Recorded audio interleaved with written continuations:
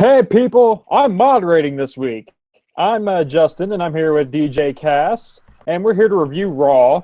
Today is March 8th, right? Am I crazy? Is it March? Not March. May 8th. I'm not good with names It is remembering things. May. It's gonna be It is May. It May, is man. May, Come and we are on. here in May. So, what's up, Cass? How are you doing? Well, I don't know. I mean, you already messed up, so I'm hoping that we can get through this with no problems on this damn audio and video issue, people. Damn. But That's the other than big that, hope I'm for good. everybody. It's doing good. All I'm right. And good. you know, let me guess why you're doing good, Cass. May I take a guess, please? Well, the Tag Team Turmoil match was Boom! pretty I good. nailed it. That's what we're talking about first. We're talking getting the good stuff out of the way first. There's a tag team Great. turmoil tonight, guys, and we're talking about Raw, of course. And there was a bunch of teams: Gallows, Anderson, Enzo and Cass, Slater, Rhino, Cesaro, Mm-hmm. and Golden Truth. Okay, that's the main players, and they basically Sheamus and Cesaro ran the gauntlet, ran the table.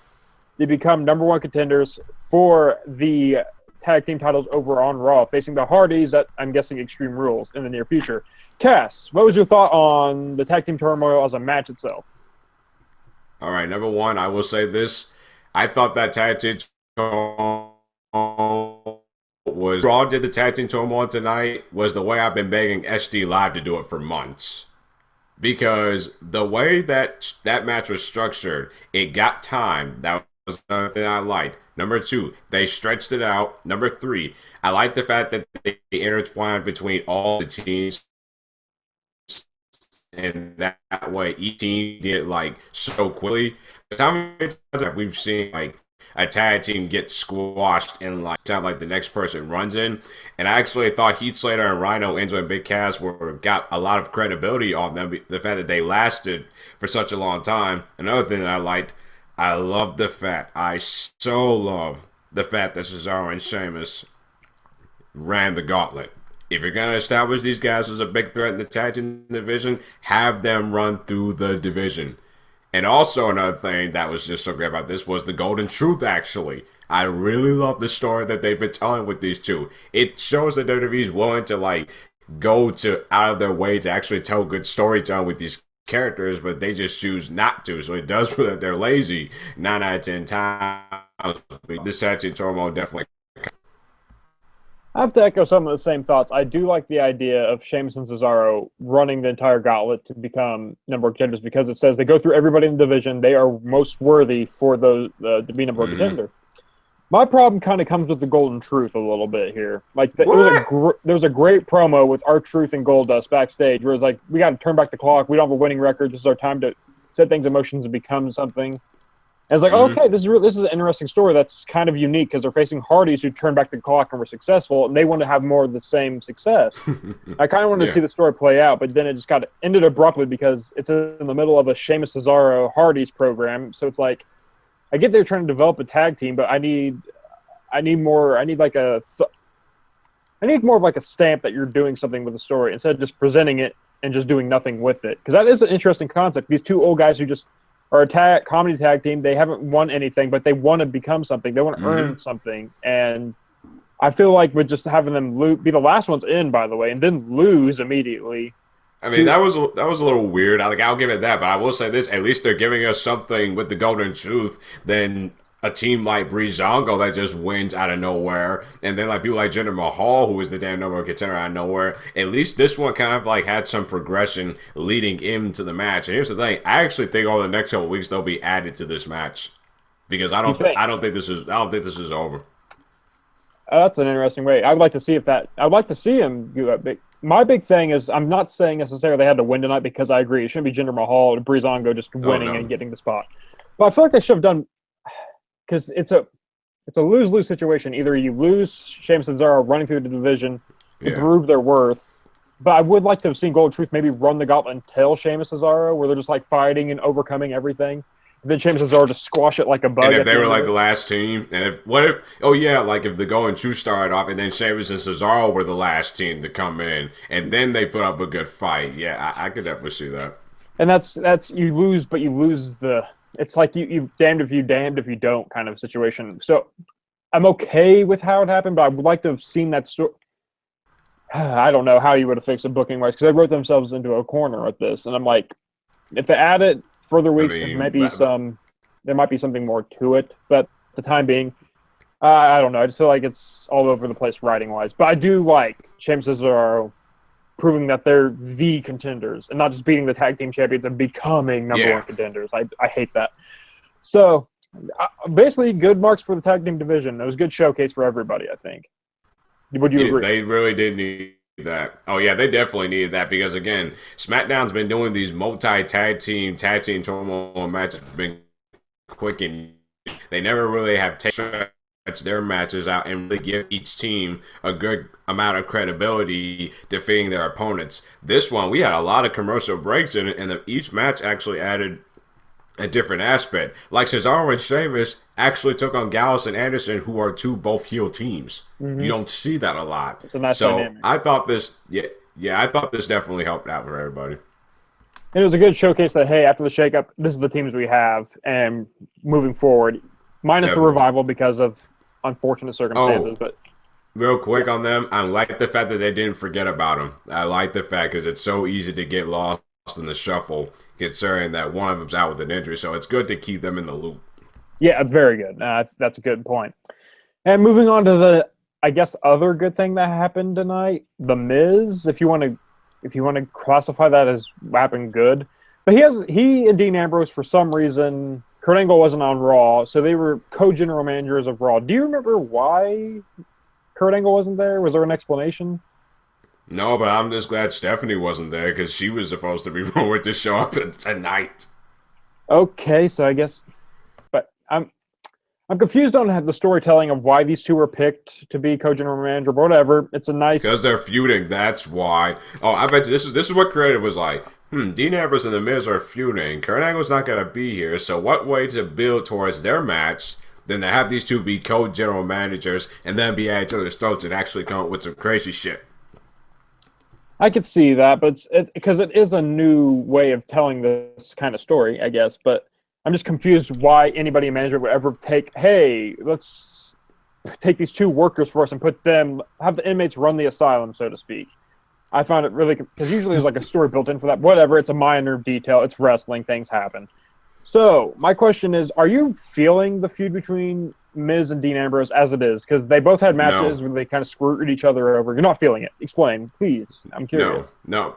Because one, I saw this not exact feud, but these two had just recently feuded just like a good 3 months ago.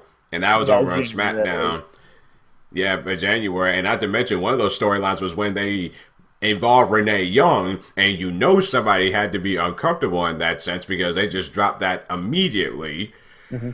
But yeah, I'm not really feeling this Dean Ambrose Miz feud. I mean, the only thing I'm thinking about is can we just get the IC title on Miz because at least we'll know we'll get some good stuff out of Miz. Because Dean Ambrose, I hate to say this, he's just been very lackluster on me as of late. And the opening segment, if that's where we're transitioning, I thought was hokey as all get out.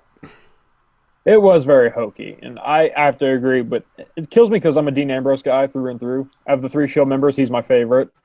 I might be in the small minority. Believe me, I've listened back to all those old school PWTR episodes. Believe me, I know your history with Dean Ambrose, and it's hysterical. Love me some Dean Ambrose. What can I say? I like the character and everything. And I thought the feud was very just stay busy this week, and we'll get to the important stuff next week with the IC title being next week instead of a pay-per-view, which I'm sure it's going to end in a schmoz, and then there'll be the actual match of ladder or something. But as it was, this is a weird dynamic. Are you a fan of Harry Potter cast by chance? Oh, yes, absolutely. All right.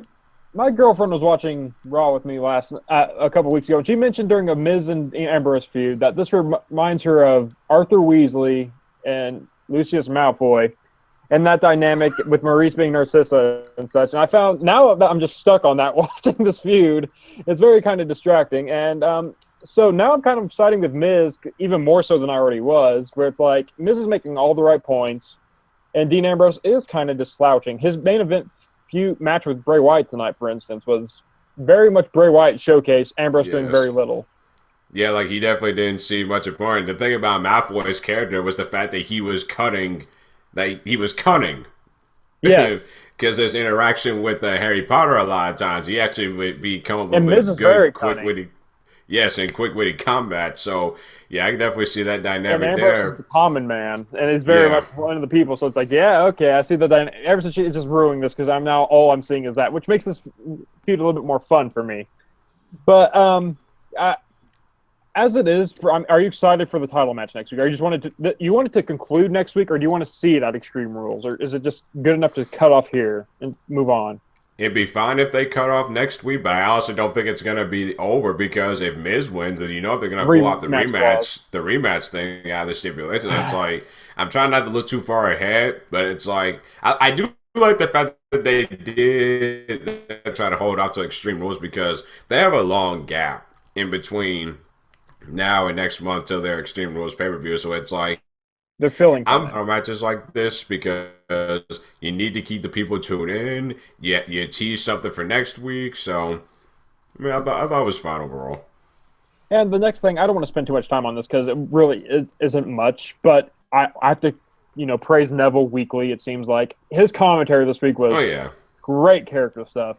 And I'm just trying to get all the Oh. positives out at the first because we got a lot of negatives to get to. What do you got to say, guys? Oh yes. Oh, but real quick, Justin. I mean, we definitely the fact that on the when they show on the Facebook between Neville and TJ Perkins backstage, I love the fact that Neville did not give TJ Perkins his character a title shot because while he did get the job done, he did not win his match last week. I like that because it shows Neville's character is a smart man. Yeah, He's Neville's not smart. dumb.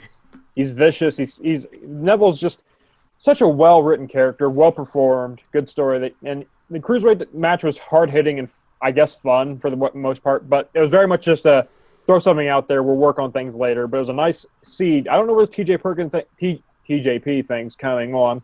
It's curious to see Oh what yeah. happens next. I'm trying to think of any other positives. You have any? Any positives? I mean, Stephanie wasn't on TV. I mean, that's big for Cass. No Stephanie means slight thumbs up. But because if we're talking about the thing people were talking about as positives from last week, Alexa Bliss. Oh yes, absolutely. You thought she was good Like this week?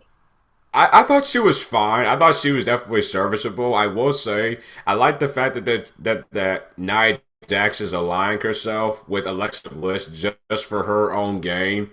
But I really wish that they could really establish Alexa Bliss's credibility just a tad bit more because I hate to say this, but it's that size thing.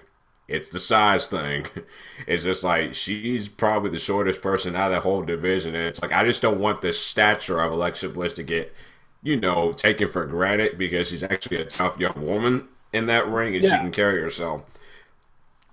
It goes back to the whole Randy Macho Man Savage was a small guy, but he made you Yeah. believe he was big and the way he did things. And I think that should carry over to Alexa Bliss, she's a small person but a big personality, big gusto, and all this good stuff. Oh And I think yes, that's. absolutely. But my They put thing her is, over heavily on commentary tonight. yes, as they should, because right now on Raw, is there anybody better currently? We'll talk about that in a second. I just want to make the point that Alexa Bliss fell into the trap that most UK Raw shows is. It's just filler. Things aren't really progressing. It's just we watched it, forget it. Hey, we want some Bailey. Hey, we want some Bailey. Do you want some Bailey? Really? No. No. Is that a no? No, because that's pretty much what it led to was just the fact the crowd pretty much took over her match. Yeah, just do the chant. Which, hey, chance, whatever. Do what you got to do. Yeah. And I'm going to the negatives now. And my big negative with the women this week was Sasha Banks. I'm kind of bored. Oh yes. Are you bored of her too? Is it just me? Can I just sign this in? I'm not bored with her. Justin, my man. Listen, I'm not. It's not the fact that I'm bored with Sasha Banks. It's just like you can tell she has no position in the women's division right now, especially when it comes to the title division, because she was in the final hour of Raw that lasted like what 5 minutes. Yeah, with Alicia Fox, who's I think underrated talented wise. But I watched Sasha Banks, And I like her intensity in the match. I'm going to give her that. But I feel her lack of direction has really hurt her as of late. And now we have Alexa Bliss. Yeah. So I'm thinking, even if you turn Sasha heel, which is the big Band-Aid for any talent, I don't think I'd still be all that interested in what she's doing. Outside of a feud with Bayley, maybe. But I've already seen that kind of. So it's like, because you have Emma there and you have Alexa Bliss. Do we really need a heel Sasha too? And I'm looking at the face Sasha not into it all that much. And what are you saying? No, I'm sorry. It's just I don't think they really need to turn Sasha heel right now, because if you turn her, I mean, no offense to Mickie James, but she's not really popping as a face, and which is weird because that woman is a veteran in one of my favorite women's matches in WrestleMania history against Trish Stratus. But yeah, Sasha Banks, for some reason, her character, and I thought this the other day, I think Alexa Bliss. His character is what Sasha Banks' character should have been many, many months ago. And for some reason, we are not seeing that. Yeah, and it's just like Sasha's now in the state of limbo where maybe she needed SmackDown more than we thought. And now she's... and it's just like... I used to love Sasha Banks. She used to be my favorite women's wrestler. Now I'm just looking at her like... I don't have many thoughts. And that's kind of sad in the state of affairs. She doesn't have that edge anymore.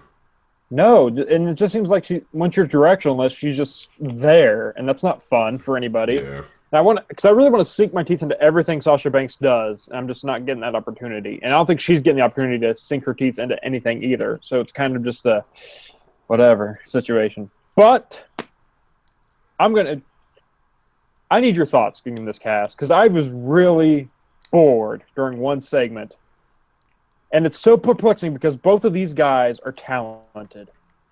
What's the deal with Samoa Joe and Seth Rollins? What is the deal with this feud? Why is it not clicking with me? Do you have any idea on this? Because, one, this is a feud that they started between... Here's the thing. It's pretty much trying to clean up what was left from WrestleMania. It's just now Joe in the place. And it's like... And here's the thing, another reason is that, and I hate to say this, Seth Rollins is just not clicking as a baby face that I need to be getting behind. And no offense to Samoa Joe, but he hasn't been popping on the main roster either. He just hasn't had anything good to sink his teeth in. And no offense, but when you put somebody with the intensity of Samoa Joe, who actually has shown in the past he could be a great adversary for a good babyface, but if the babyface is not bringing anything to the table, then automatically anything that Joe does, anything he says, anything that he does in the middle of that ring, to me, doesn't mean anything unless he has a good... Here's the thing. It's like in comic books. You need a great hero in order to face the great villain. Mm-hmm. So it's like, for some... And I agree with you. Even the backstage brawl, which I like just a tad bit, but, I agree with you. Like, I'm just not feeling this whole thing. I honestly wish this was over after Payback, because it's just not doing anything. Yeah, and it's not helping either man, and... Seth Rollins as a babyface, I'm going to put in the record books, is a fail, because I'm not as into him as I was during his heel run, and I didn't even like his heel run when he was champion all that run and he was just a chicken shit. I didn't like that either, but I like it more than this, where I had an emotional reaction to Seth Rollins being on my screen instead of just being like, yeah. Every week. Just saying corny babyface lines that you will probably hear at a WWE 2K17 promos. It's Samoa Joe, and this is the biggest crime here. Mm-hmm. Everyone was excited his jump to the main roster, and here we are talking about like, wow, he's really in a boring feud with Seth Rollins. Seth Rollins and Samoa Joe should be one of the greatest wrestling pure feuds we'd ever see, because they're both so talented. But right now, put them together, they don't have that chemistry, or they're not clicking. I don't know what it is. The story, as you said, is because it's kind of working backwards. Because honestly, the story should have been Seth Rollins goes through Samoa Joe to get to Triple H, but now he goes through the big boss, and now taking on the henchman. And now it's like, and then that damages Samoa Joe's character, because now he's just a henchman, and he has no real character besides. And I've been saying that for months and months on end, but nobody wanted to believe me.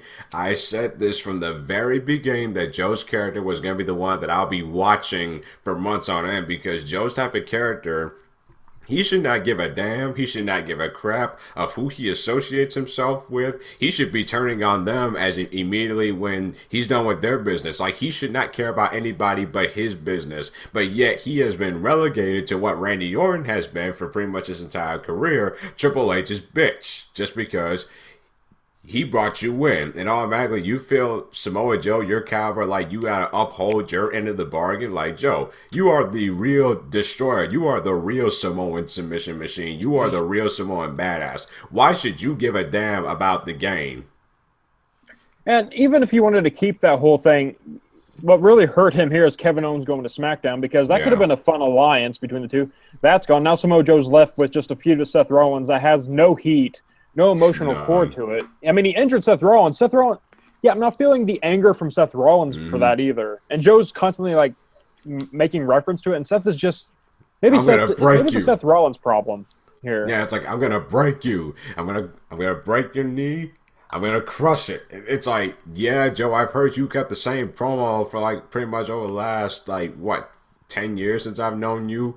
And also, we got the match tonight, which honestly, the match is very good, but honestly, you're going to do a match immediately after you just had a pay-per-view match. I was so scared they were going to do that 50-50 bullcrap, because which they essentially kind of did, but it's like, keep these two apart. I mean, you ain't got to build every match every single week.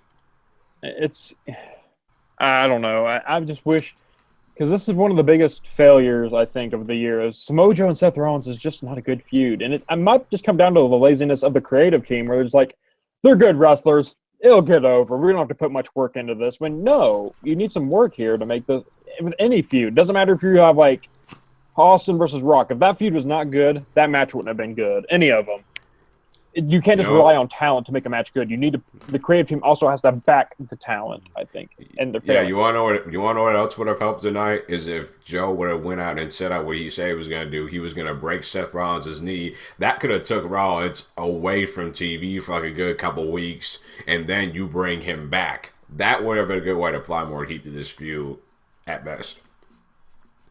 Well, speaking of people who've been off TV because of injury storylines, it's time for me to do some ranting. Come on, Justin. We're on a good roll here. Jay hasn't yelled at us yet, so I'm not gonna yell, but I am angry, and it's a Braun Strowman segment, but it's not Braun Strowman's problem. The big dog. Oh God! And disclaimer: I like Roman Reigns. I do too. He's talented. But his booking shit. It's always been shit since he left the Shield, okay? Keeping it 100, that's what it is. I like him as a talent. It's not fair. Punch Vince in the face. I don't know who's the blame here. But this freaking segment, Braun Strowman comes out, arm in a brace, strike one. Braun Strowman does not feel pain in my world. No arm sling. He should have just walked that shit off, whatever happened at Payback. Whatever, I'll let it go. Selling. Cool. He has an interaction with Kalisto, beats him up. I was just in shock. What was that? Roman Reigns comes out, and here's that's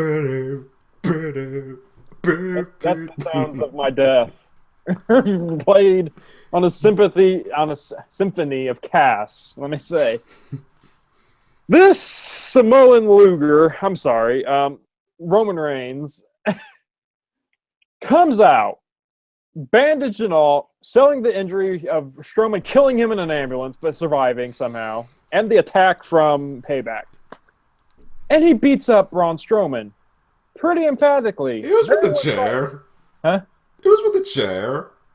I mean... You see, I don't care if it's a chair, steel steps, a goddamn nuclear bomb. Nothing hurts Braun Strowman until I say something hurts Braun Strowman. And Roman Reigns, talk about taking a balloon and just taking a giant knife and stabbing the hell out of the balloon. WWE filled the air of helium of a balloon of Braun Strowman and just decides, fuck that, take the air out, we're done with it. Because I was getting the signal of Braun Strowman was just big badass, indestructible, all these things. And now Roman Reigns beats an injured Roman Reigns. Granted, Braun was also hurt, bullshit, but he was also hurt. I don't want Braun Strowman taking a beating and running away from anybody. I don't care if he's getting wailed on by 60 chairs at the same time somehow. He walks that shit off.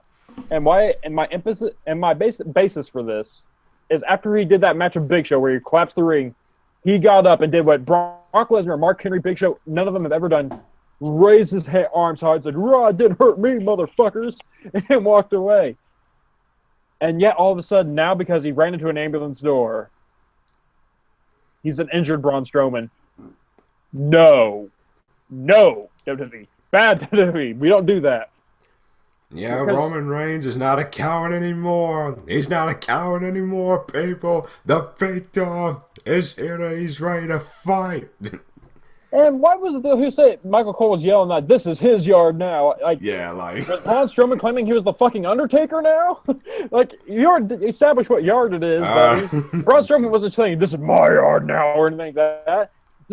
And Michael Cole was annoying. Like, oh, he's not scared. Like what you're doing right there. I'm looking at the segment as like, okay, I get you don't want Roman Reigns to look weak, but you're making me care less about Braun Strowman because I want the picture of Braun Strowman being indestructible until somebody bulldozes him, not just on a random UK Raw where it means nothing.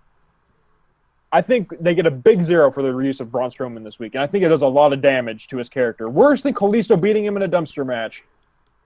He ran away from somebody. In pain, hollering, crying, like Aiden English last week on SmackDown. No. That's not how you use a Braun Strowman. That's not how Braun Strowman works. Are you good? Okay, what do you got to say about it? Okay. That's my 2 cents. I actually, I'm not going to go on a big of a tirade as you did, but I will say this, though. I did like the fact that Reigns came out with that intensity because I'm just going to be real here, people. Like, that's what I've been wanting for Reigns to do for months. No cut, no promos. If he has a problem with somebody, he should just go out there and beat their big, hairy behind like he did Triple H back at TLC 2015. That's what I saw. But I'll actually give credit to WWE. They didn't try to hide the booze, so I'll give them that. But I will say this, though. I didn't like the fact that Strowman walked away either. Like, here's the thing. People, we know that it was reported today that Braun Strowman apparently has a legit elbow injury, so he will be out 4 to 8 weeks. And this apparently tonight was the way to write him off. If you're going to write him off, don't have him run off like the way, like running through the crowd. At least lay him out. Like, do something to where, like... No. I would have preferred if he got laid out than if he just run away because... I mean, we've seen him get laid out somewhat before, but I think he's been built up enough to the point to where he already had the arm sling, so it probably would have been fine because there was stuff to protect Strowman. It's just you didn't need to like have him like run away like a cat because he's a big dude. I don't like it when the big guys of the WWE, the giants, run away from a fight. Like. I hate it when the Great Khali did it. I never liked it when Big Show did it. I never liked it when Kane did it. Even though Kane was old as crap at that point, but still. But yeah, like I actually thought the show was fine overall. I have to strongly disagree, and it's mostly the whole. If what you're saying is true, he's out for 4 to 8 weeks, and that's a legit injury. I would have had him like destroy things, like just come out and kill things. And then Kurt Angle fires him, and then we do a couple weeks with him being fired, and because he did all this destruction, Kurt Angle's like, "I warned you, I had enough. You're gone, Strowman," because that keeps the mystique of Strowman still alive and pure, instead of having him running away, beaten and broken by an injured Roman Reigns. No buys, no das. Go directly to jail, WWE, for your treatment of Braun Strowman. Okay. Do not pass go and do not collect $200. As we butchered Jay's infamous Monopoly quote. I'm sure the man with the hat and monocle is very sad. Okay, is there anything else from Raw we need to discuss, Cass? Anything at all? Did I leave anything off the show? Because we got the tag teams, Joe, Rollins, Reigns. How about can we talk about real quick the fact that Bray Wyatt's ass can't win on his own? He officially can't win on his own. You know, it was so depressing. I'm going to give you the moment because I'm agreeing with you. when he looked to the crowd after he beat up Dean Ambrose and yelled, "I'm a god," and there was nothing but silence. And I'm like, man, back in 2013, 14, 15, I'd been like, man, that's a cool moment.